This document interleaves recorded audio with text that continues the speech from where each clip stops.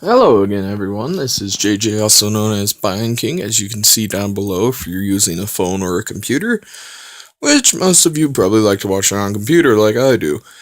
Anyways, sorry it took me a while to upload. I was kind of busy. I went and visited my dad, and then just kind of had a bunch of other stuff to do. Anyways, I'm going to do another deck tech today, but instead, this deck tech's going to be on a different format. See, with standard and modern, those ones were kind of your basic formats.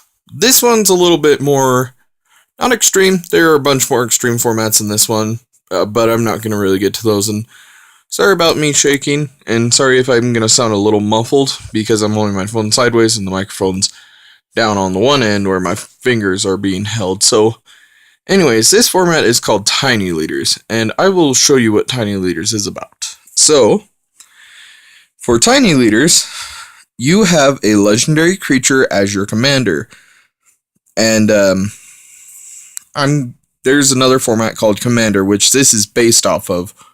But in Tiny Leaders and Commander, whatever color shows up on your card of the legendary creature you're using, that is the colors you are supposed to use. So in this one, the only colors that show up are green and white.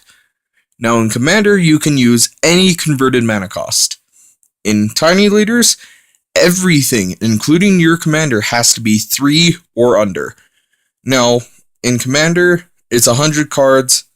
In Tiny Leaders, it's 50. I will get into more explanation when I do a Commander one, deck tech, but for now I'm just going to do Tiny Leaders. And in Tiny Leaders, just like Commander, it's a singleton format, so that means you can only have one of each card except for basic lands. So in this one, for our Tiny Leader, we have Rhys the Redeemed. His first ability, put a 1/1 green and white elf warrior creature token into play. And then his bottom ability, pay 6, tap him. For each creature token you control, put a token in play that's a copy of that creature. So, he loves to use tokens, and that's what this deck is based around. But let's start off with the land base. So for your land base, you have 7 plains, 7 forests. You have a Grove of the Guardian. With Grove of the Guardian, you tap it, add 1 colorless to your mana pool, or you can pay 5, 1 being green, 1 being white, and then you tap that land. You tap this, and then 2 untapped creatures, sack it, and put an 8/8 elemental creature token, well, it's green and white, onto the battlefield. So that's quite good. Then Selesnya Sanctuary. When this enters the battlefield, return a land you control to its owner's hand, and tap it, add green and white to your mana pool. So these are called Karus, which are kind of quite good. Then we have a Blossomy Sands. And sorry if there's going to be a glare, I got a light, which kind of helps with the lighting, but oh well. Anyways, when this enters battlefield, gain 1 life. So, and then you can either tap it to add green or white, so it helps with color fixing. Then you have Evolving Wilds and Terramorphic Expanse. They're the same exact card. It's just the names are different, and that's with this, with the singleton format, your cards have to be of at least different names. They could do the same thing, but the names have to be different. So, see, this is what I was talking about with the glare on the Terramorphic Expanse. Anyways, with the Evolving Wilds, sack it, search for a basic land card, put it on the battlefield tapped, and the same with Terramorphic Expanse. So, there's the land base and your commander out of the way. And it's quite easy. In Tiny Leaders, it's a 50 card main board with a 10 card sideboard. And like I said, everything has to be under 3. So in this one, it's going to be kind of harder to do the converted mana cost. So instead, how I'm going to fix it is like creatures, artifacts, instant sorceries, etc. So for your creatures, you have Grand Abolisher. During your turn, your opponents can cast spells or activate abilities of artifacts, creatures, or enchantments. So, with Rhys the Redeemed, like you saw with him, I can, as long as that guy just barely came out, I cannot do it because there's something called Summoning Sickness, but next turn, I can do it if I want to, and I can do it during an opponent's turn. But when this guy is out, if your opponent has it, then you can't do it, but since you have it, your opponent can't do stuff. So there's that guy. And then our next guy is Midnight Guard. Whenever another creature enters the battlefield, untap Midnight Guard. I have an infinite combo in this deck with him, and I will get to that here sooner. and I'll put him to the side so I can show you that infinite combo with him here soon. Then we have a newer card from Shadows over Innistrad, Hanweir Militia Captain. At the beginning of your upkeep, if you control 4 or more creatures, transform this. So it's a 2/2 for 2, passes the vanilla test, but when it flips, it has power and toughness, each equal to the amount of creatures you control, and at the beginning of your end step, put a 1/1 white and black human cleric creature token onto the battlefield. So, like I said earlier, only colors can show up with your commander, and I said white and black on this one. I talked to one of my judges at my local store. He creates the tokens, but the tokens do not have anything that shows up out of the color identity, and the color identity does not show up on this card, so I can legally use this card in this deck, and he helps out a lot. And then, next card we have Mentor of the Meek. Whenever another creature enters the battlefield with power 2 or less, you can pay 1, and if you do, draw a card. So, a lot of tokens are 1/1s, barely any are 2/2s, but basically with this guy and your token generation in this deck, you can draw cards almost all the time. Your next guy, Champion of Lambholt. So, creatures power with power less than Champion of Lambholt cannot block creatures you control. Whenever another creature enters the battlefield under your control, put a 1/1 counter on him. So if you had like 16 creatures enter the battlefield, he's got 16 1/1 counters. And if you had all those creatures have haste, it's over. Your opponent's dead because he cannot block your creatures because this guy has 17 power. If your opponent has a creature with 17 power, then okay, he can block one of your guys, but only one. So this guy really helped out, and he really helps out. Next one, Veteran War Leader, kind of like the Sovereign, or the Captain, sorry, the Hanweir Militia Captain. He just has power and toughness equal to the number of creatures you control. Tap another untapped ally. He gets first strike, vigilance, or trample. I have no other allies in here. I just have him for the power and toughness with the creatures. Next, we have Imposing Sovereign. Creatures your opponents control enter the battlefield tapped. So basically, you can swing in if they had only like 1 or 2 creatures enter, and they're tapped. So there's that. Then we have Precinct Captain. So first strike, 2/2 for 2, and whenever he deals combat damage to a player, put a 1/1 white soldier creature token onto the battlefield. So there's that. Excuse me. Next card we have is a little bit weird because it's in a different language, so sorry about that, but I got it. It's French, but this is called Hangerback Walker. Hangerback Walker enters the battlefield with X 1/1 counters on it. When he dies, you can put that many 1/1 colorless Sopter tokens onto the battlefield, where each one is 1/1 counter on him, and then you pay 1, tap him, and you can put a 1/1 counter on him. I only have him in here for the colorless Sopter tokens if he dies. So there's that. And then the next one I have is Selesnya Guildmage. So pay 4, put a 1/1 green sapling creature token onto the battlefield. Or pay 4, creatures you control get +1/+1 until end of turn. So that's fun. And then the next guy we have is Master of Pearls. When Master of Pearls is turned up face up, creatures you control get +2/+2. Well, there's this ability right here. If I'm pointing my finger correctly at it, it's called Morph. With Morph, you put a creature face down for 3, and then you pay its Morph cost, and you turn it face up. So when he turns face up, all my creatures get a +2/+2 temporary boost. So there's that one.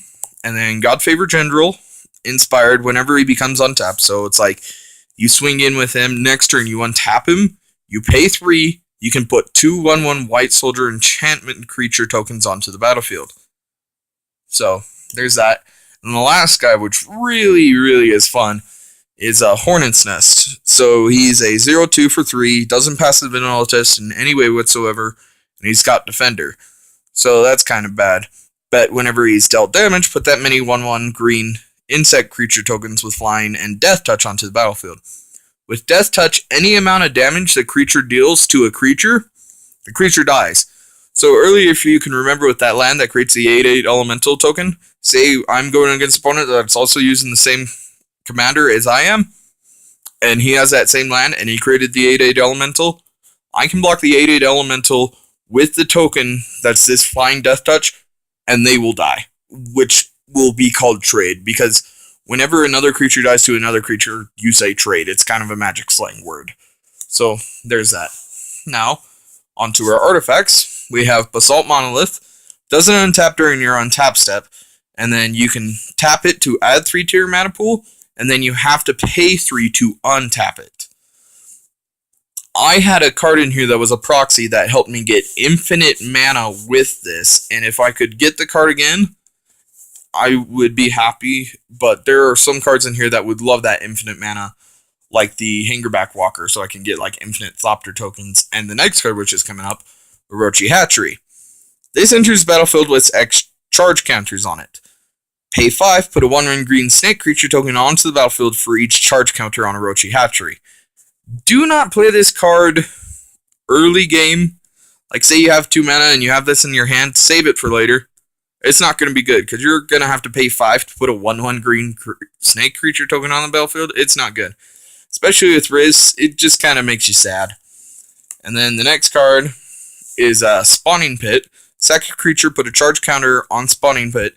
Pay 1, remove 2 charge counters from Spawning Pit, put a 2/2 spawn artifact creature token into play. Quite good. Now we're on to our instance. So, Rootborn defenses populate. Creatures you control are indestructible this turn. If you can remember, indestructible means that lethal damage or effects that say destroy does not destroy the creature. Now, populate. What is populate? To populate, you put a creature, if you have a creature token, you put a copy of that token onto the battlefield. So, with Rhys the Redeemed, his last ability is like populate on steroids. So I'm just going to call it Bunny for short. And if anybody else is watching this video and you have a Rhys the Redeemed or think about making this, please get that passed around. I'd love to have his ability be called Bunny. Because if everybody knows, bunnies like to populate. Now, Druid's Deliverance. Prevent all combat damage that would be dealt to you this turn. And again, populate. So when you prevent damage, it's, say someone hits you with a 12/12 and you have no blockers, or you just choose not to block it, you pay this, you're not going to take any damage, and you get an extra creature if you have a creature token. Now, our next card, White Sun Zenith. But wait, what's that? 1, 2, 3, X. So how is this legal? It is a 3-drop. X counts as 0. So anything with like 3 and then X could be 0. So there's that. But put X 2/2 white cat creature tokens on the battlefield, and then you shuffle this into your library. So that's good. And then the next one, Secure the Waves, put X 1/1 white warrior creature tokens onto the battlefield. Quite good. Then we have Selesnya Charm. Everything in the Selesnya Charm you could possibly use, but the last one is what you really want to use the most. So target creature gets +2/+2, gains trample until end of turn, or exile target creature with power 5 or greater. But the last one, just put a 2/2 white knight creature token with vigilance onto the battlefield. Now our sorcery. Our single sorcery, which if I had more, but this is singleton, so you can only use 1 copy. Call of the Conclave. Put a 3/3 green centaur creature token on the battlefield. You get 3 power for 2 2. So that's quite legit good. Now our enchantments, which really bring out the power in this deck. So we have Beastmaster Ascension. Whenever a creature you control attacks, put a quest counter on Beastmaster Ascension. If this has 7 or more quest counters on it, creatures you control get +5/+5. So like I said, most tokens are going to be 1/1s, and with this, you want to be attacking all the time, and then if you can trigger this, those tokens are no longer 1/1s, they are now 6/6s. And we have Banishing Light. So if this enters the battlefield, exile target online permanent opponent controls. So basically anything as long as it's not a land. And that's quite good. Then we have Druid's Repository. Whenever a creature you control attacks, put a charge counter on this. Excuse me again. Anyway, you can remove that charge counter from Druid's Repository and add 1 mana of any color to your mana pool. So like I said, you can attack a lot, and with this, there are some cards that would love mana, like the Orochi Hatchery, or Secure the Waste, or even the Hangerback Walker. So basically, you have one of those in hand, and say you had 10 creatures, remove all of those charge counters, add 10 to your mana pool, and just wreck your opponent. Then, our next one, Intangible Virtue, creature tokens you control get +1/+1 and have Vigilance. Remember, Vigilance means that they do not tap when they attack. So that is good, and it only costs 2 to make your tokens get +1/+1 and Vigilance. Yeah. Then we have Spirit of Heliod, creatures you control get +1/+1. And then the other ability, pay 3, destroy target creature that dealt damage to you this turn. So, say you don't have that one card that prevents all combat damage, and you did have to take 12, but you had this and it was untapped, destroy that creature. Because it's going to be evil, it's going to be terrible. No, get rid of it. Get rid of it now. Then we have Always Watching. It's like Intangible Virtue, but this time it applies to non-token creatures. I'm not running a lot of non-token creatures, but they're okay. They're quite good, so this would help out. And then the last one, if you can remember back to the creature that I said earlier with the infinite combo, here's the other part of that combo. Presence of God. Enchanted creature has put a 1/1 green elf warrior creature token into play. Enchant him, tap him, put a 1/1 green elf warrior creature token into the play. With that elf entering, you get to untap him. You see what I'm saying? Over and over. It's going to be fun. And I actually saw a video on that, so I can't remember the name of the guy, but if I can find him earlier, I'll mention him in the next video. So, but yeah, I saw the video on that, and I really have to thank the guy for showing that. So, now the last one is Nissa Voices Zendikar, your singular planeswalker. So you can +1 put a 0/1 green plant creature token onto the battlefield, but her middle ability is what really helps with tokens. Put a 1/1 counter on each creature you control. Yeah, with tokens, that's quite sick. Her last ability, it's okay. You gain X life and draw X cards, where X is the number of lands you control. You kind of want her for her middle ability the most. So there's that. But yeah, I should also mention that in Tiny Leaders, you start off with 25 life. Now, let's go to our sideboard. So, with your sideboard, you have Cleansing Meditation. So, destroy all enchantments. Threshold. You have Threshold if you have 7 or more cards in your graveyard. Instead, destroy all enchantments. Then return to play all cards in your graveyard destroyed this way. So, say you have all your enchantments out, and then you destroy them all. If you have Threshold, you get them all back. Then you have Display of Dominance. Choose one, destroy target blue or black non-creature permanent, or permanents you control cannot be the targets of blue or black spells your opponents control this turn. That's why I said it's in the sideboard. The next one, Ondu Rising. Whenever a creature attacks this turn, it gains lifelink. Lifelink means you gain life equal to the amount of damage they deal. Then we have Fleetfoot Panther, Flash. You may cast this spell anytime you could cast an instant. And when this enters the battlefield, return a green or white creature you control to its owner's hand. So say someone's about to bolt one of your creatures. That's an actual legit creature, just bounce it back to your hand. With bouncing back tokens, the token is gone forever. If a token would leave anywhere but the battlefield, if it would leave anywhere from the battlefield, it's gone forever. It's just gone. It goes straight to graveyard and then gone. So you cannot get tokens back. And then Tormod's Crypt, you sack this, exile all cards from target player's graveyard. Some people I've seen in Tiny Leaders love to do graveyard love, and what that means is they love their graveyards. So say they fill up their graveyards, you just tap this, sack it, and they're gone. And it costs 0, so it's kind of one of those free spells. And then we have Righteous Charge. Creatures you control get +2/+2 until end of turn. It's the sorcery form of the one monk that I showed earlier with the morph ability. Can't remember its name right now. It's kind of sad when you can't remember the name of a card in your own video. And we have Quest for Renewal. Whenever a creature you control becomes tapped, you may put a quest counter on Quest for Renewal. This has 4 more quest counters on it. Your creature's untapped during your opponent's untap step. So with Rhys, say you had 6 mana, you could pay 3, tap him during your turn, put a 1/1 green elf warrior token onto the battlefield during your opponent's upkeep. Untap. You can untap him and then just pay 3 again and tap him again. Unless they have that one card like that I showed earlier. Then Parasailing, destroy all enchantments, gain 1 life for each enchantment destroyed this way. Okay. Then we have Midnight Haunting. Put 2 1/1 white spirit creature tokens with flying onto the battlefield. And then the last one kind of helps if you are in a jam. So, enchant creature gets +1/+1 for each 1/1 counter on other creatures you control. So basically, say you had Nissa out and you had like 10 creatures, your creature's going to get +10/+10 if you minus her ability and put a 1/1 counter on each of them.